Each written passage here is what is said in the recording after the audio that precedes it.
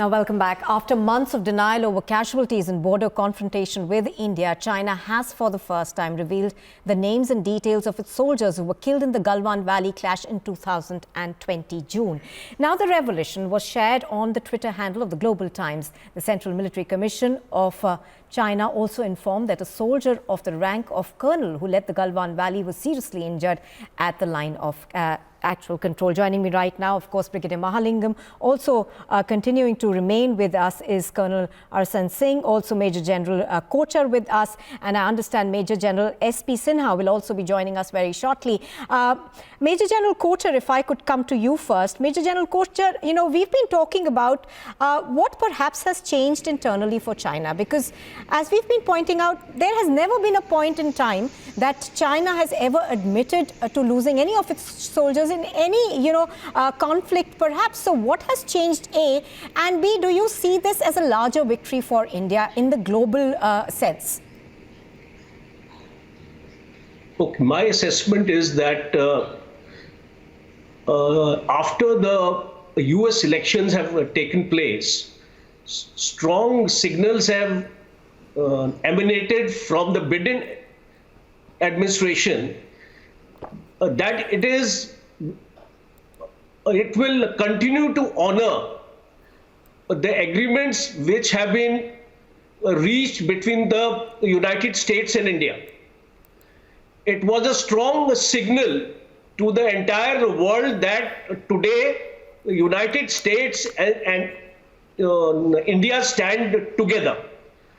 Second is that he has his centenary celebrations are coming up in which he has to showcase himself and the party to show that what developments China has made at the world stage. This would have been a big embarrassment for him because he has realized that he will not be able to have a decisive victory in case he goes for war with India, because the combat ratio right now is 1:1. Okay. In mountains, if you have to accomplish a victory, you must have a combat ratio of 6:1. So that was not working out for the Chinese in any case. And the kind of mobilization which the Indian Army had done and had entrenched itself, right. China realized that it was a no-win situation for them.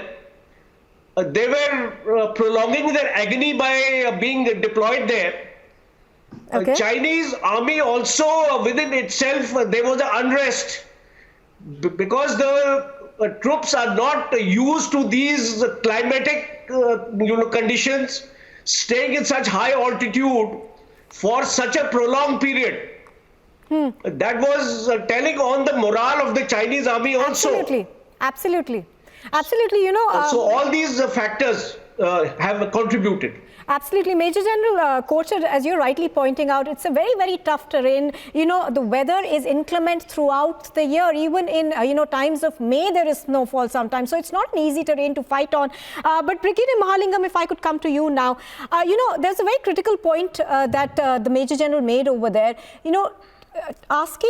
Talking essentially about the global positioning of China, which has perhaps changed in post-COVID times. Also the administration, the pressure essentially that's been coming in from the Biden administration. So in that scenario, how do you see this announcement that comes from China? See, as I brought out right at the beginning, that there has been a certain political agreements between India and China, between the 8th and the 9th Corps Commanders Conference. If you had seen the mood at the time of 8th Corps Commanders Conference, at the end of it rather, you would have found that China was in no mood to compromise. China was in no mood to do anything further. But at some point in time, there must have been discussions at the political level and certain understandings must have been reached. That is one aspect of it. The other aspect, which is most important, Chinese might have realized that India having brought the tanks right on top of the features of the mountain ranges, Kailash ranges, was proving to be rather very difficult a situation for Chinese. The Chinese, in any case, with the tanks sitting right on top of Razangla and Rinchinla, could not have assaulted or could not have taken back those features. That is reality as far as the war fighting is concerned. Then there was also a fear in the Chinese mind that what if the Indians decide to expand on the Kailash ranges? That is most important. As far as the global scenario is concerned, the Chinese must have been worried about the India, US, and the Japan and Australia getting together in the Quad format in the Asia Pacific region, which again was not suiting to them. That is definitely not a positive development as far as the Chinese are concerned. And if these elements got together, if Quad got together, that would have been a bigger setback in as far as China is concerned in this global position and the influence that it has in the world. Absolutely. Therefore, obviously, for these reasons, they took up these issue in this fashion. Absolutely, Brigadier Mahalingam, as you're pointing out, there is, in a sense, a formation of powers that don't essentially see eye to eye with China, and that is the external situation. But Colonel Singh, if I could bring you in, we've talked about the hardiness of the Indian soldier. We've talked about, the fact that we actually had a 6:1 ratio, at the borders. And that is essentially, the internal resolve of the Indian army also that can be showcased because, yes, it is a victory diplomatically, but it is also a victory of the Indian soldier who's standing out there in, those sub-freezing temperatures, who's braving the cold and who has defended this country. No, firstly, let me go, logically. Was it expected? Yes, something was expected after the snow melts. Well, were they in a position to carry out an offensive in depth? No, that was never the objective of China. Not possible. Not possible with 500,000 troops there. Or say at least at least more than 1 lakh troops there. Not possible at all. So what happened? What happened was, as Brigadier Mahalingam rightly pointed out, that we outmaneuvered China. We know what in military parlance what is called, we made their position untenable, and this is what happens in mountains. So, he rightly said that once we occupied the, Kailash ranges, which dominates the, the finger area by observation and by fire, you become totally untenable. Then either you open and, you carry out an offensive action in some other area to relieve the position here, or you just withdraw. So it was a brilliant maneuver by the Indian Army, and I also admire the Indian leadership for having sanctioned this. I have some inside knowledge about it. The second part is that in the first place the Chinese they can never have an objective in the depth. That is impossible. So it was only they wanted to send a geopolitical message and to gain some geopolitical brownie points. One was to desist you from building that road, from Darbuk to Dibio. We continued building with that road.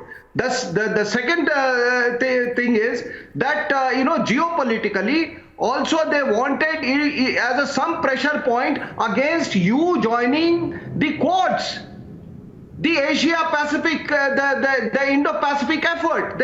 And also let me tell you, if you just, military analysts must only look at the map and map only.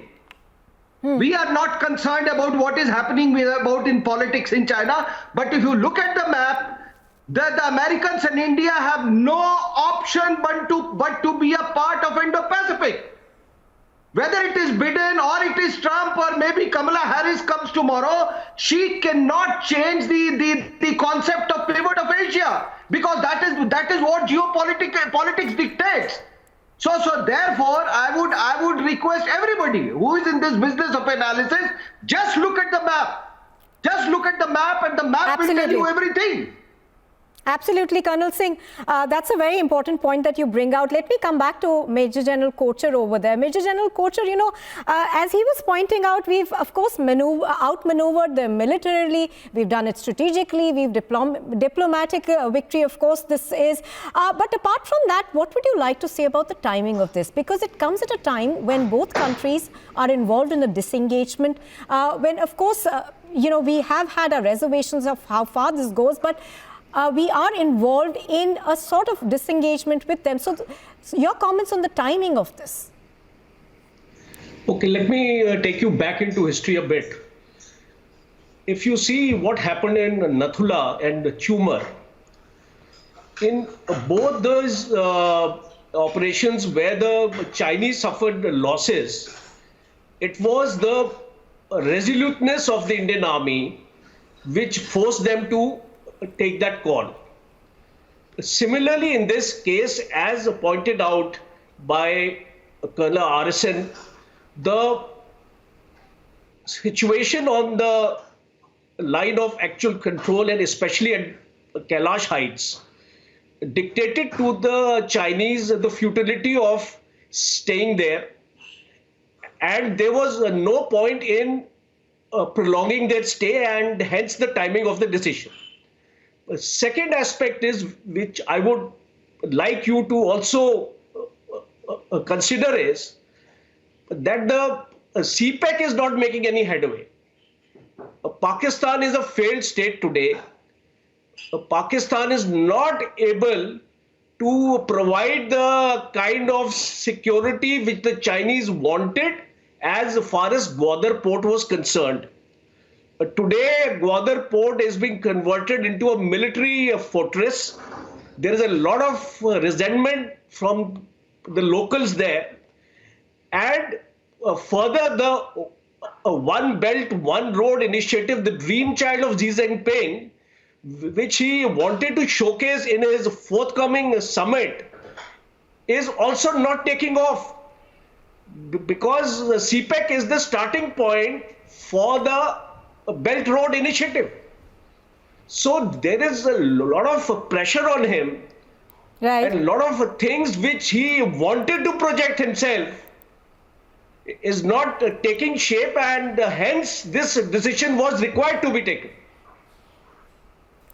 Absolutely, Major General Kochhar pointing out over there that this that perhaps China had boxed itself into this situation. Now, Brigadier Mahalingam, if I could bring that question to you, do you think perhaps, you know, China did box itself into this situation? Because at the end of the day, this is very difficult terrain. It wasn't going to be easy for them to stay put there. And this disengagement also comes strategically at that time for them.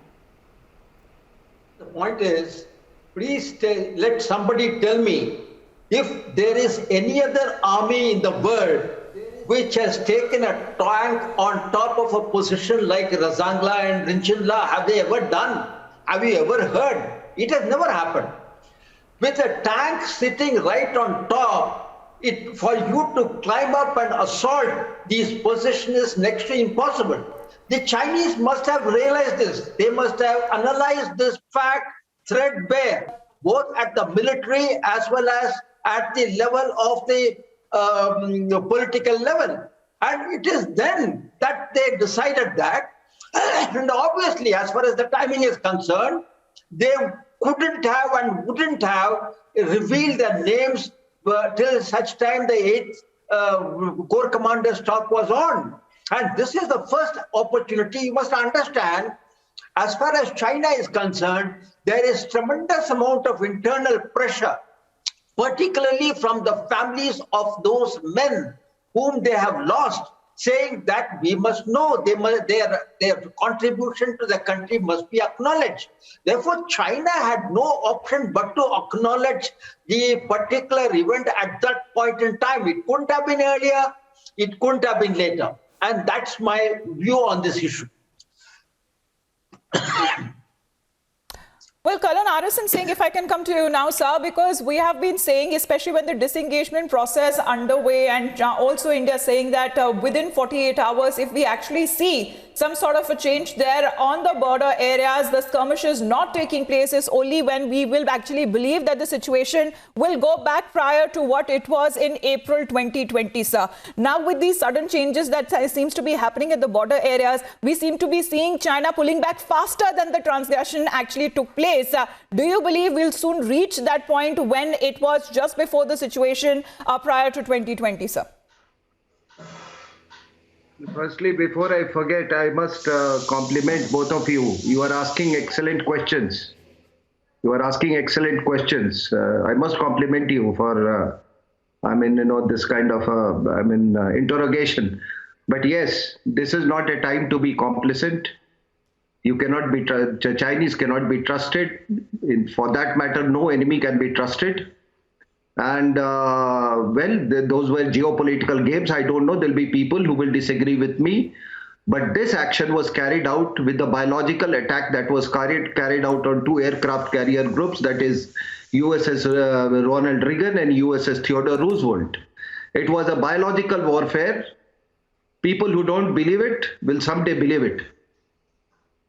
Just as facts have emerged now about the casualty, that at some point in time it will emerge more emphatically, though people like us, we already know it. So this was done in conjunction. This was done in conjunction with the biological warfare attack on the aircraft carriers, so that India does not become part of the Quads or the part of the Indo-Pacific effort. Now, the Chinese have failed in that venture. And of course, the things have changed. Post-COVID-19, things have changed. If somebody says, whether the decoupling process has started or not started, but we also have taken some very, very important economic actions. And I was just reading in the newspaper as to how the cabinet was made to work overnight, continuously for 48 hours just to ban some of these, Chinese apps. Right. So everything has mattered. After all, without economics, you cannot do anything. So I think that we have done brilliantly. Our soldiers have done a brilliant job. Our diplomats have done a brilliant job, and our government has done a brilliant job. This is a time, I would say the correct word is not to rejoice.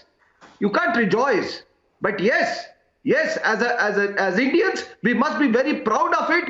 And again, I caution not to suffer from complacency. Eternal vigilance is the price of liberty. Absolutely, Colonel Singh. That point very well brought out by you.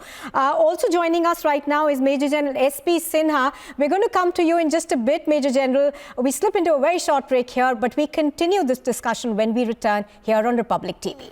Well, with China admitting that it lost 5 of its PLA soldiers there during the Galwan clash in June 2020 is the big story of the day as we continue with our guest on the broadcast. Also, we have Major General S.P. Sinha joining us here on the broadcast, and other guests continue to be with us as well. Good morning to you, sir. Major General Sinha, but I want to know from you, because you've seen it all, right from June till February this year, the kind of skirmishes that we have seen, the kind of border changes we have seen, and kind of mirror impact that we have seen, whatever the Chinese PLA, when it comes to its deployment of troops, has been mirrored exactly by India. But, sir, I want you to talk on the naysayers, the political naysayers all through the time who have been criticizing, attacking and questioning our armed forces, our governments there.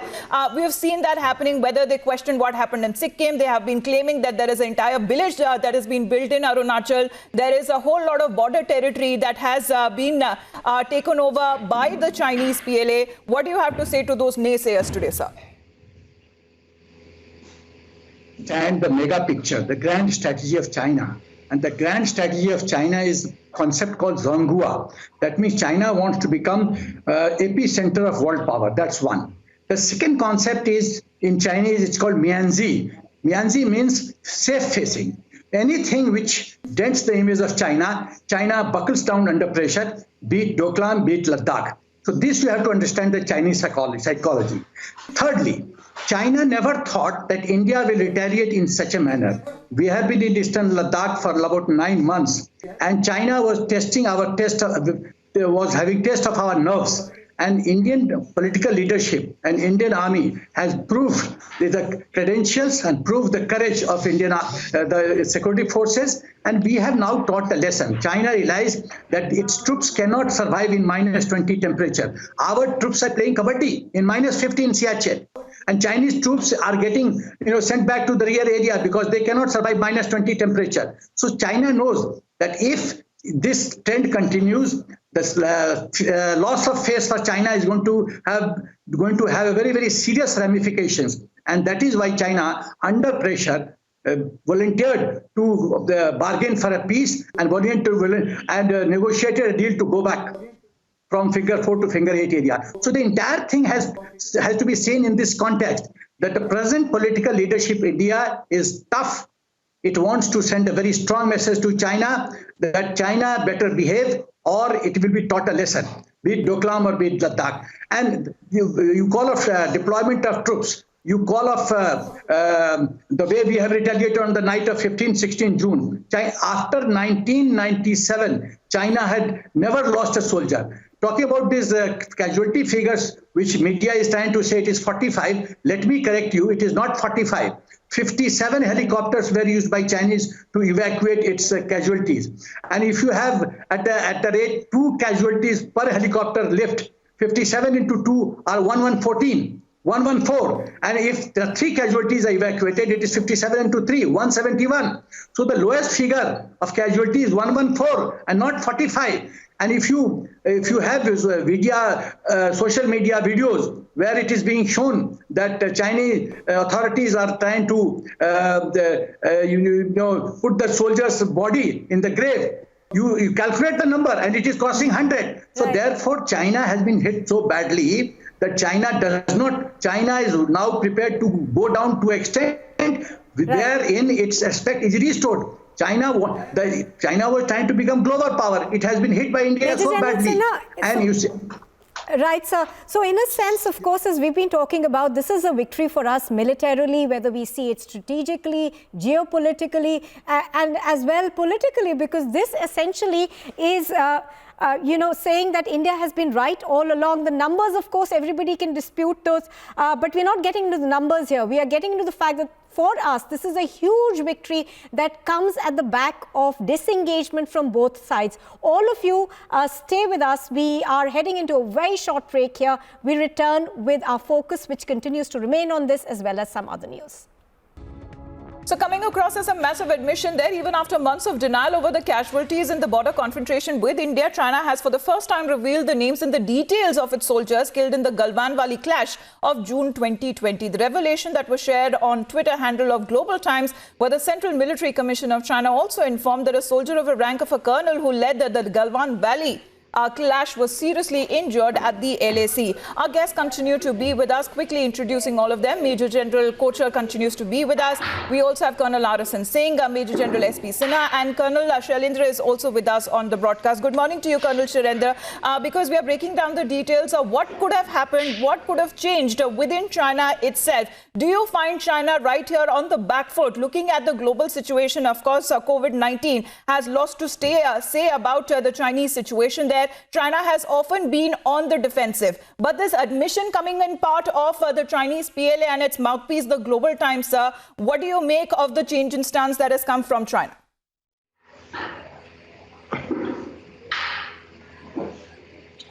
If I have to say this, I can only tell you one thing. Whether somebody is on a back foot or is on a repentive mode, that is for that country to decide. As far as my country is concerned, we have decided to be on a front foot.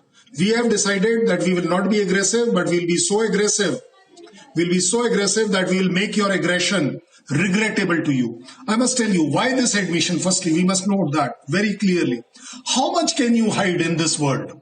In this transparent world of today, you cannot hide everything. That is number one. How much can you deceive the world, even if you are deceiving your own people, maybe to some extent India, but how much can you do it? I think China is showing a lot of maturity and responsibility by understanding that they are in a situation of impossibility and they are left with no other choice but to do this withdrawal and come out with the truth. Why? Because it is affecting their army morale. It affects very badly when you do such actions where your people have given life for their own country for whatever stupid reason. But when you do not honor them, you hide it, you give them a burial oblique, cremation, which is not ceremonial. That's very sad for that army. That is very sad for the country. Yes, you may have your political, compulsions not to come out. But for how long? I think today China is realizing that you have to be going with the world, going with the wind, going with the kind of openness which the media has brought cannot in. Be trustworthy 100%. We have seen that, stabbing in the back happening at times. We have seen that historically happening with India itself. But Colonel Arasan Singh, in the political diplomatic sphere, if China had set out to create conditions whereby India would be forced to dilute its fast-growing strategic partnership with the United States, it is now actually seeing the opposite happening. Do you believe it is because of the change in the administration in the United States that is seen in the last few weeks? And of course, India's position that is happening on the global front, if we also talk about the vaccination drive that India has been carrying out and helping its neighbors? No, first things first, you had asked a question, that about naysayers. Now, I think naysayers is an understatement. It is an understatement. It's a very decent word that he used, a decent expression that he used. They're collaborators. And I dare say they're collaborators. The Chinese, as they increase their economic muscle, they have been indulging in regime changes. And the latest example is Myanmar. They did it in Maldives, we undid it. They did it in Nepal, we undid it. And they tried to do it in India. And there are people, and I'm talking about this gentleman who was seeing surreptitiously going into the Chinese embassy during Doklam crisis because he wanted India to set back so that he could, come back to power through the agency of China. His mother signed an MOU because she felt that the Chinese can help her in her bid to capture power from the back door. So you were very charitable when you were saying naysayers. And these collaborators are not new. These collaborators have been there since 1947. Sardar Patel crushed them in Telangana once. They were compelled to take the electoral route. And then after that, what happened in Bengal, with all these communists waiting with garlands to, welcome the Chinese. So the collaborators are there and we have done nothing. We have done nothing about the collaborators. And I'm talking a very serious thing. I'm not concerned about what is happening in Galwan. I'm more concerned about the collaborators within the country. The second question that you asked was about, what is your question you said? Second question? Sir, I had asked because in the time of such political changes that are happening globally and diplomatically as well, because China, do you believe that had set out to create conditions where India would be forced to dilute its fast strategic partnership with the United States, but with the change in the administration there, do you actually now see the opposite happening with China? No. If somebody is saying that, he is going in too much into current affairs. Remember, the elections take place, periodically after every 4 years in USA and every 5 years here in India. But the maps don't change. And as I told you earlier, that any analyst must look at the map. Where is the choice? Where is the choice? If say the Americans were to abandon the concept of pivot of Asia, that would be the end of the USA as a superpower. 60% of war waging assets are located in the Indo-Pacific region. And it has not happened. It has not happened, in 1 or 2 years. This has been taking place right from 2008, if not 2006. So this is a very conscious decision. You just look at the map. I mean, how do you contain China otherwise? So strategically, on a global scale, it is the Americans who will contain it, and at the regional level, it is the Indians who will do it. So where is the choice whether Biden comes and goes or Kamala Harris, takes over? I don't know. I mean, anybody who is, trying to sell this idea, he's going in too much into current affairs. Good luck for him or her for the UPSC examination. Not as an analyst. I can't be part of this fraud. All right, sir. Thank you very much, sir. Colonel Harrison Singh, you have been patiently waiting with us throughout the broadcast, sir. Thank you very much for joining in. We also have Major General Kochar and Colonel Shailendra Singh also continue to be with us, and Major General SP Sinha too.